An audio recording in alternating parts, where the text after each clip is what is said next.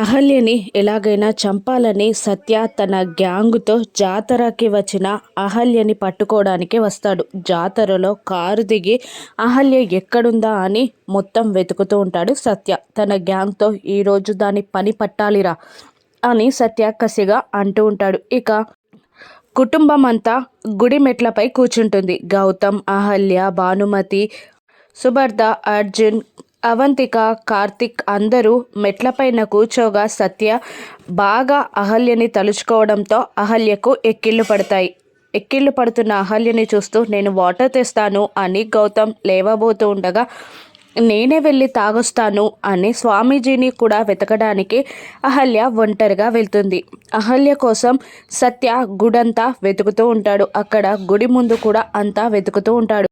ఇంతలో గౌతమ్కి ఆకాష్ నుండి ఫోన్ వస్తుంది. నువ్వు 1 వీక్ బ్యాక్ హార్ట్ సర్జరీ చేసావు కదరా, ఆయనకి మళ్ళీ హార్ట్ స్ట్రోక్ వచ్చింది అనగానే కంగారుగా గౌతమ్ లేచి ఇప్పుడే బయలుదేరుతున్నాను అంటూ బయటికి వెళ్తూ ఉంటాడు.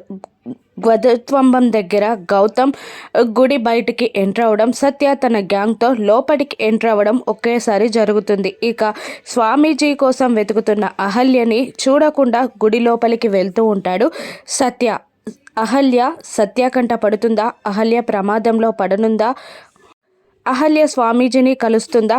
కాశ్మీర్కి అతిథి చేరగలుగుతుందా? మరణ వార్తని తెలుసుకుంటుందా? ఇంద్ర చనిపోయాడని అతిథి తెలుసుకుంటే ఏం చేస్తుందో రాను ఎపిసోడ్స్లో చూద్దాం. Thank you for watching.